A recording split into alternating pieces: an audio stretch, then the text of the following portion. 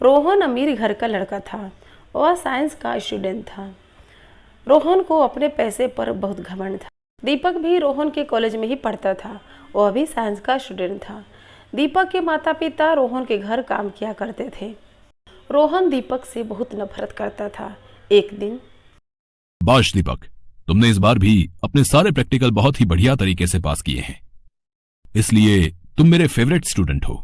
Thank you sir. मैंने तो बस आपके द्वारा सिखाई गई बातों पर अमल किया। आपके पढ़ाए ज्ञान से ही मैं ये सब कर पाता हूँ। यही बातें तुम्हें एक बेहतर स्टूडेंट साबित करती हैं।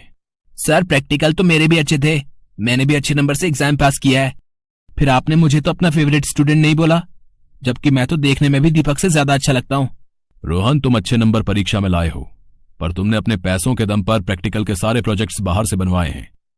तुमने अपने हाथों से एक भी फाइल तैयार नहीं की, जबकि दीपक ने सारा काम खुद किया है।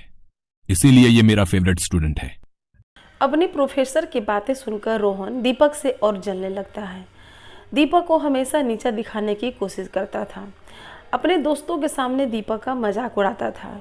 एक दिन रोहन अपने दोस्तों के साथ कैंटीन में बैठे हुए, ओए दीपक, चल जा, मेरे लिए समोसे और चाय लेकर आ।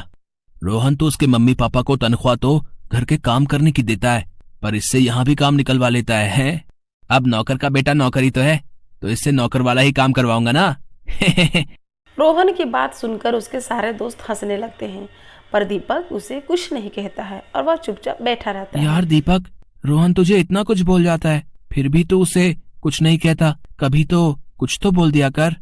नहीं सुमित, रोहन मालिक का बेटा है और उसको कुछ भी गलत कहना मुझे शोभा नहीं देता। अगर मैं उसे कुछ उल्टा सीधा कहूंगा तो उसका अपमान होगा। मालिक मुझे बहुत प्यार करते हैं, अपने बच्चों की तरह मानते हैं। अगर उन्हें पता चलेगा कि मैंने रोहन से गलत बात की है तो उन्हें बहुत बुरा लगेगा। दीपक के स्वभाव को उसके मालिक बहुत अच्छे से जानते थे।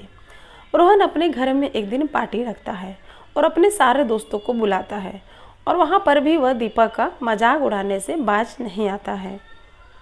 मोहित, वो देखो सामने दीपक आज वेटर बना हुआ है। उसकी हम जैसी किस्मत कहाँ। हम लोग तो अमीर घर में पैदा हुए हैं। कॉलेज में तो मेरी बराबरी कर लेता है, 2-4 प्रोजेक्ट बना लेता है और उनसे प्रोफेसर साहब की शाबाशी बटोर लेता है। पर इसकी असली औकात ये है, ये हमारे नौकर का बेटा था, है और हमेशा रहेगा। ओए दीपक, इधर देख नहीं रहा? मेरे सारे दोस्त यहाँ पर कोल्ड ड्रिंक के लिए वेट कर रहे हैं। तुझे पता है ना आज मेरा जन्मदिन है, तो तू अच्छे से मेरे दोस्तों की खातिरदारी क्यों नहीं कर रहा है? रोहन बेटा, दीपक उधर मेहमानों को कोल्ड ड्रिंक दे रहा है। ये लो, मैं ले आया हूँ। और कुछ लाऊं बेटा? नहीं, आप इधर कोल्ड ड्रिंक सर्व नहीं करोगे।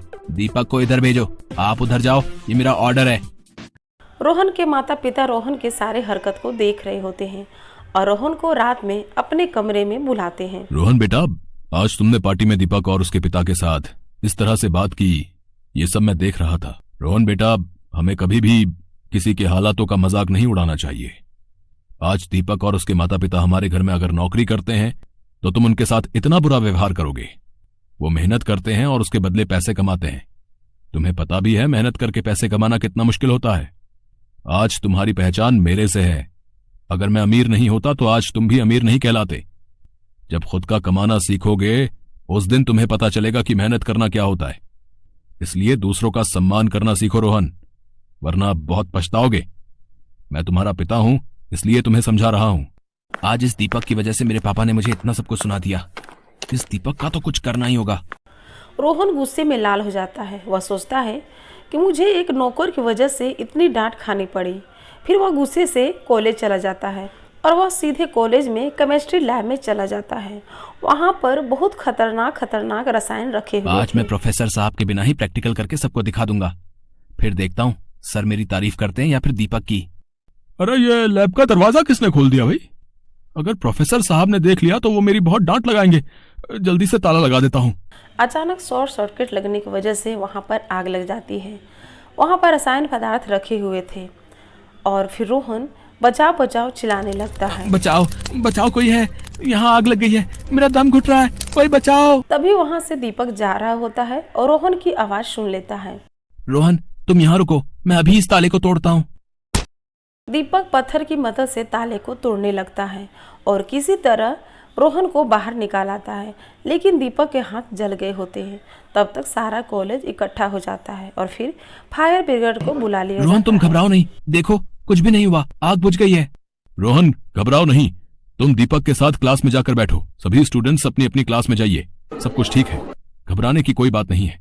मैं दीपक के लिए कितना गलत सोचता हूँ, पर आज उसी ने जान पर खेलकर मेरी जान बचाई।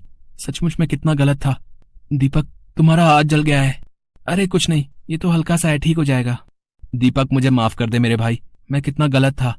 आज तू नहीं होता तो शायद मेरी जान भी नहीं बचती। पागल है क्या, भाई कहता है और ऐसी बातें करता है। रोहन दीपक को अपने घर ले आता है और उसके माता पिता दीपक की बहुत तारीफ करते हैं। रोहन अपने अमीरी पर घमंड करना छोड़ देता है और उसके इस बदलाव को देखकर उसके सारे दोस्त सभी बहुत खुश थे।